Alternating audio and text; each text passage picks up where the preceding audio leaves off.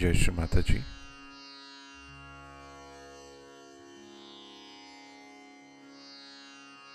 A very good morning to everyone. Let us all bow down to Shri Mataji, raise our Mother Kundalini and foot bandhan.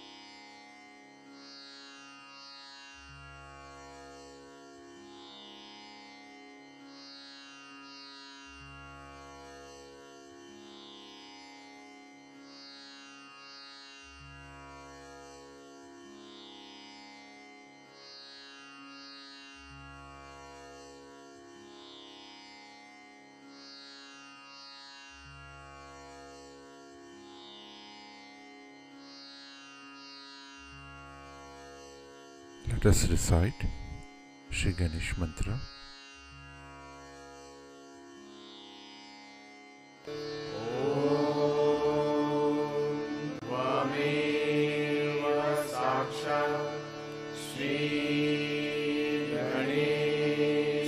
साक्षात् श्री आदिशक्ति माताजी श्री निर्मला देवे नमो नमः।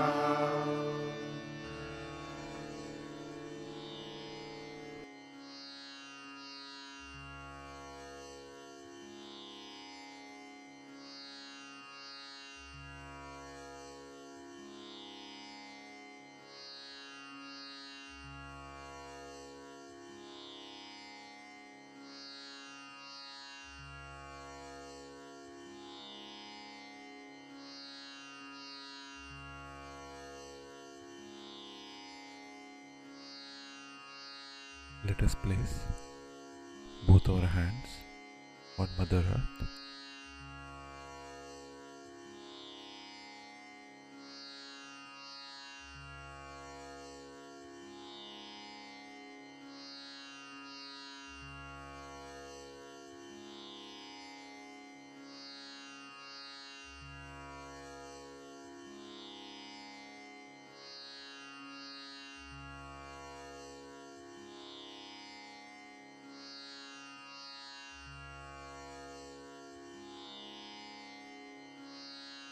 Shri Mataji,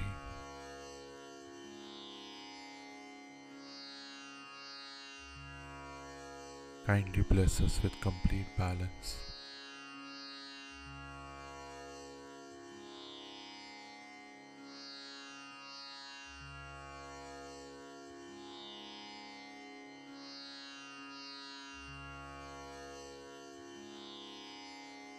Shri Mataji,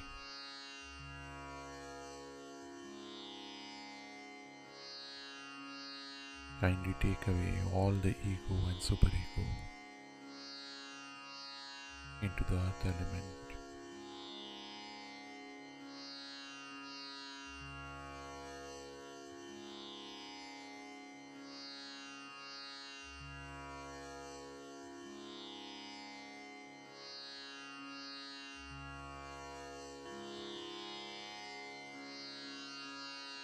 Shri Mataji,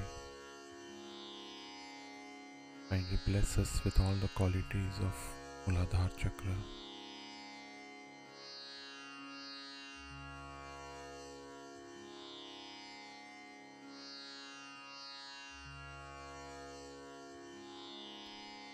Let us bring our attention on our Sahasrara and both our hands in our lap.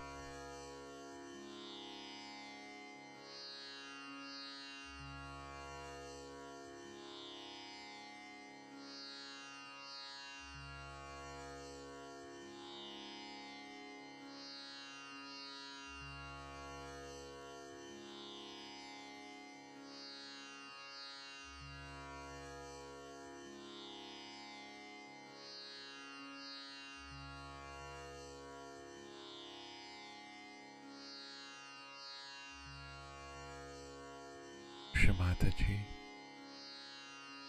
Kindly bless us with complete thoughtlessness.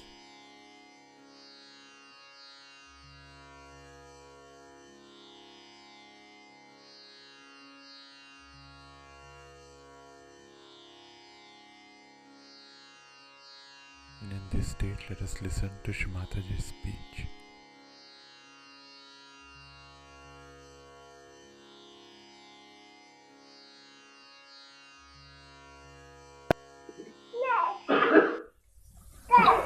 I wanted to be with you people on a Christmas day.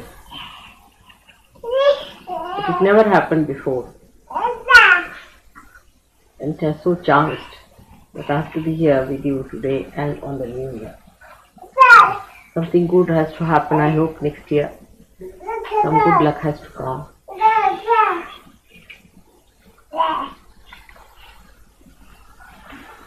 Life's work was very unique. The whole thing was a very unique thing. Was planned in such a manner. He was to be born in a place. It was very humble, because he came to teach us humility. The word teaching in the English language means telling about, talking about. But when I say teach, I mean create, to activate within us humility. Actually, he came on this earth, first of all, to create a space within us, at the Agya Chakra, by removing the hurdles of the ego.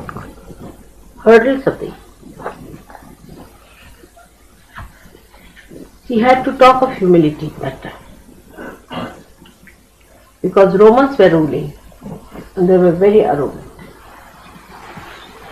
very crude, uncouth, underdeveloped, we should say, not at all evolved. Like we can say some of the animals which came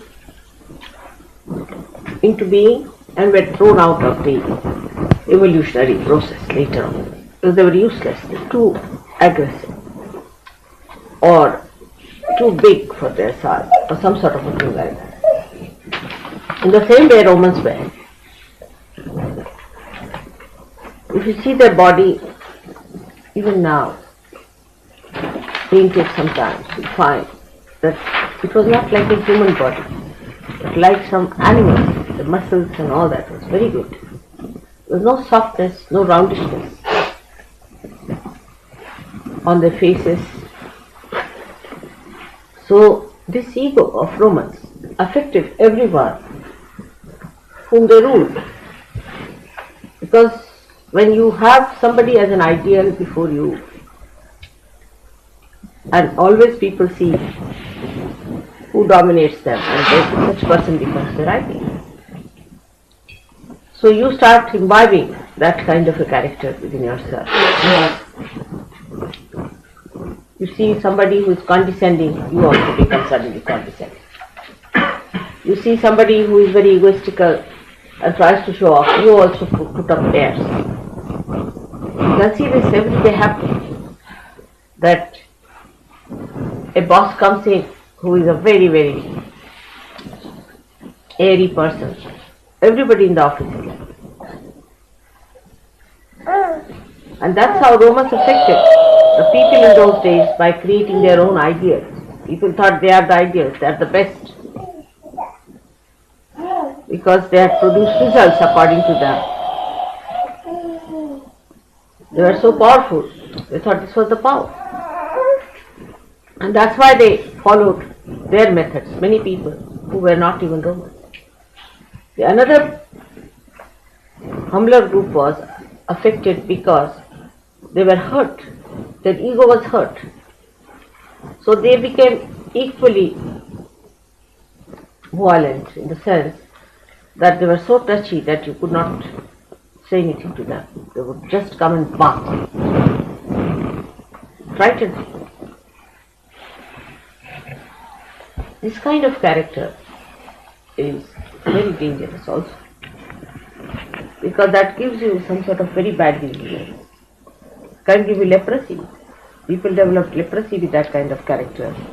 If you develop a barking temperament of a nature by which you just jump at people, nerves become absolutely sort of shattered. And the leprosy is the disease of the nerves. Those people who always keep themselves under such strain and jump at every person who comes along are very dangerously placed as far as their nerves are concerned.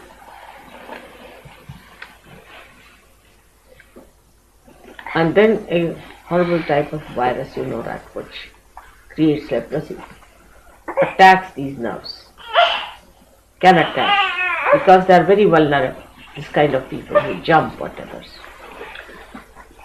That's why there was so much leprosy. In that small little place, there were so many lepers, because their nerves are shattered.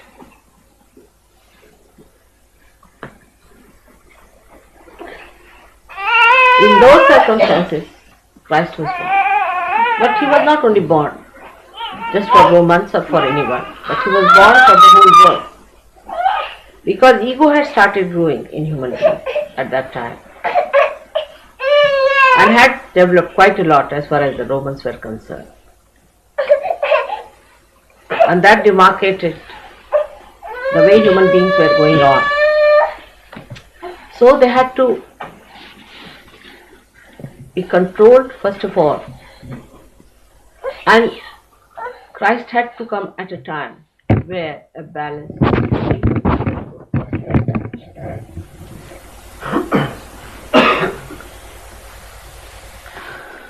So the first thing that was said about Christ throughout in all these music and songs you have heard now is that peace on earth. He came to create peace on earth. That's only possible when you are in balance. First of all. Secondly, when you are realized. Both things should be. If only you get your realization and there is no balance in you, there cannot be peace. But peace never means in any way is a personality that recedes, runs away from situations, escapes. It does not want to face the reality. Never means that. Christ is pictured very differently from what he was.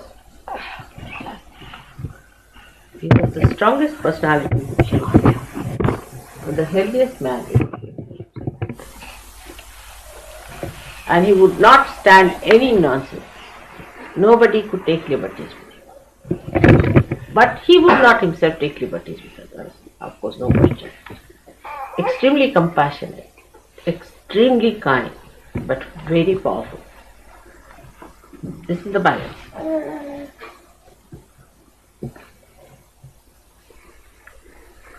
So he came on this earth to create peace within our minds. On this earth there is no peace. Why? What's wrong? It's only the human beings are wrong. Well, within yourself. Who is violent? Human beings are violent to each other. Ego developed subtler ways and subtler ways. Then provocative ways started coming up also from the super-ego. Sly methods from the super-ego. The conflict started. And at that time, to overcome that conflict, the best thing was to create a space in Agya, in the center, in thoughtless awareness. That's how Christ had to come on this earth. The birth is very, very symbolic. Because he is nothing but Chaitanya, he is nothing but the word, as you call it, Logos. I don't know what all words you have got in language. The Shabda, as they call it, the Omkara. He was to be born in this way because he had no body.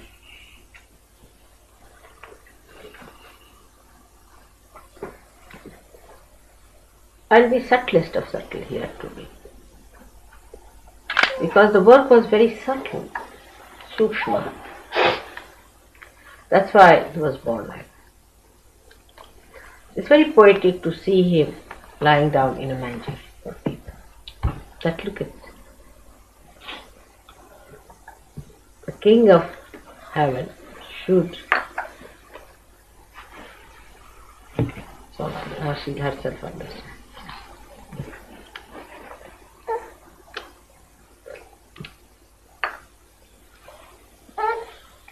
Don't go near that.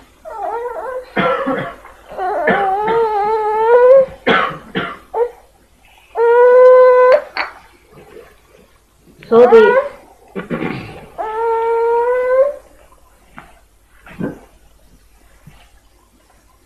story of his birth was very interesting to you.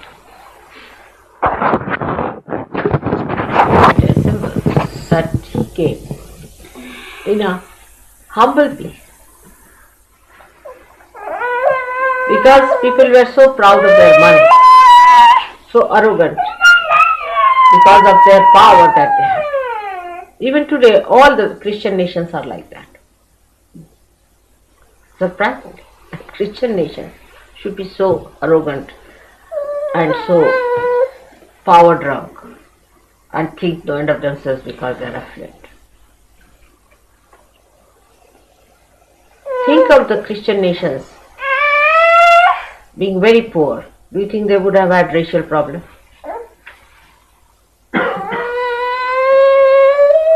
They don't have racial problems with Arabs. Not at all. As simple as that. No problem with Arabs. They have no race. Arabs have no race. They have money. Money race. Those people who hanker after money are only bowing down to money. They have no respect for anything else but for money.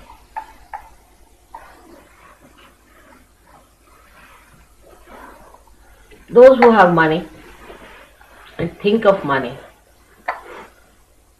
are another lot which is going to go out of the circulation of evolution. That's going out already. The second lot is the one which was like Romans. They had a fall, they all finished because they were power drunk. They drank away. Their civilization completely finished off and they are out. You see in Portugal, you will be amazed, it's happening there. The ego of Portuguese was so great, you can't believe that first country is a desolate country. There's nothing now. Huge big buildings which you see, and you know they must have been rich once upon a time. And there's nothing left with them except for their antique shops which are never open. This kind of an ego is again revived. And that revival came up, imagine, in the name of Christ. Imagine. They purchased people to be converted as Christians. They gave them money. It's all money propositions, money enterprise going on.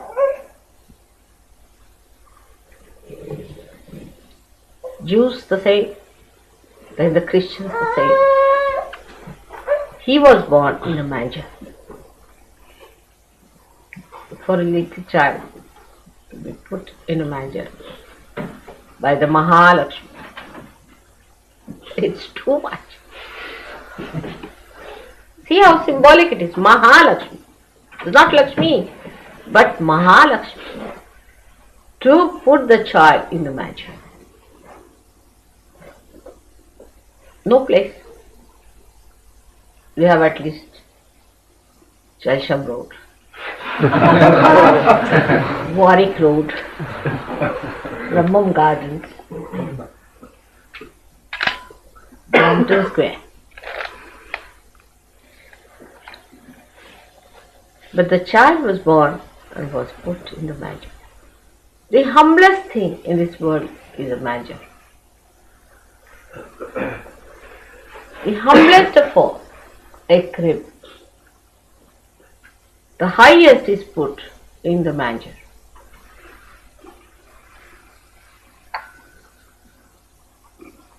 So, what do?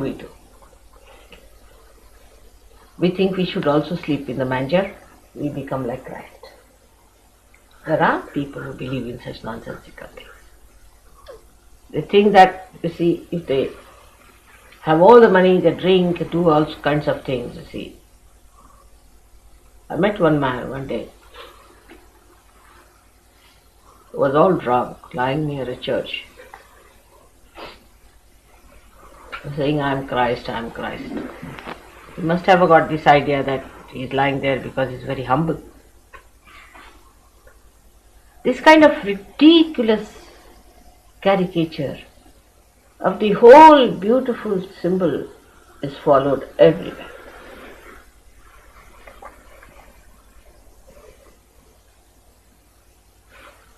So the arrogant and the egoistical might say that why, if he was the king, why was he born in the manger? Why was he kept in the manger? Everybody will have their own concept. Even there are people in India who are stupid people, not wise, who say that he must have done lots of bad karmas to be born like that. Because to them, karmas give you more money. Means God is not so unintelligent. If you do good karmas, you become men of God. You become seekers.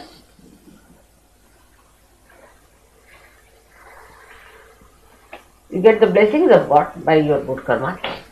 You become religious people, not moneyed people who can go to pubs and waste their lives. This is the idea they have got, that by doing good karmas you become rich and become even worse for next life. Some people may believe like that. But he never did any karmas. He was in a karma himself. So no question of his punishment and all that, it was just a drama. But very symbolic it is. Now see, a little child put in the manger, no comfort. Can there be a comfort in a manger? Think like that. All the Christian nations are after their comforts. Aren't we? What we think is not comfortable, it should be comfortable. Christians should never seek comfort. That is one of the messages of Christ's birth.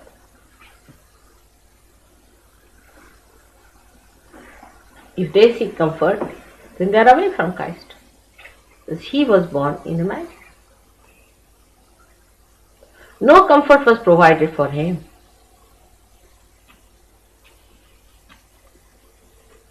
But that doesn't mean that you should assume some sort of a funny habitation. It doesn't mean that also. I mean, I have to tell the other side of it, you see. Copying him is not the way. It's not the way by copying him that you will become Christ, but by imbibing his qualities within you. I have known people who live in a pigsty, but once they get to a better life, they want everything else. So imbibing the quality of humility and adjustment.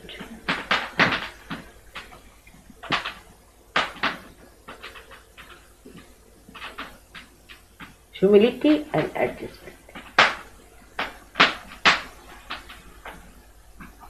Anywhere you're put, anytime. Very particular about time. If somebody has to come at 10 o'clock and if he has to do a job, if it is he delayed by 5 minutes, he starts breaking all the heavens. Just can't bear it. Can't bear it 5 minutes, he has to wait. And if he has to wait 10 minutes, he is out for a pub. Finished. He cannot pacify himself unless until he takes a drink. This is the situation of a volcanic human mind.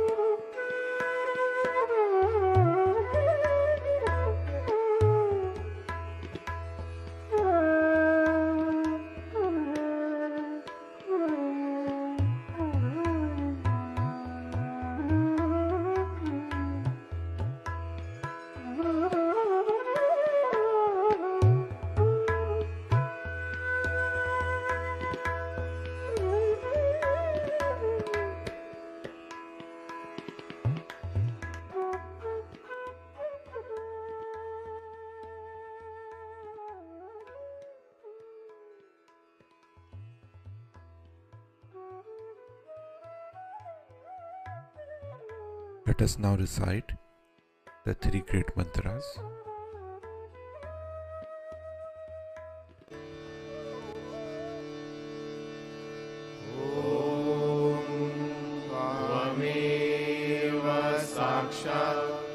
Shri Mahalakshmi Mahasaraswati Mahakali Triguణಾತ್ಮಿಕಾ Kundalini Sakshat Shri Adishakti Mataji Shri Nirmala Devai Namo Namaha Om Tvameva Sakshat Shri Kalki Sakshat Shri Adishakti Mataji Shri Nirmala Devai Namo Namaha Om Tvameva Sakshat Shri Kalki Sakshat Shri Sahasrara Swamini Moksha Pradayini Mataji Shri Nirmala Devai Namo Namaha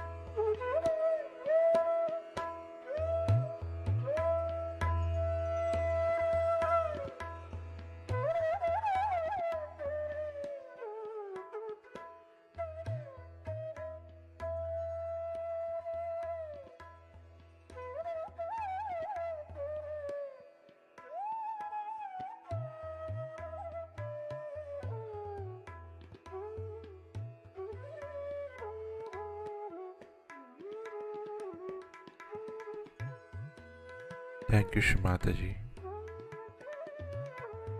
for blessing us with this beautiful meditation.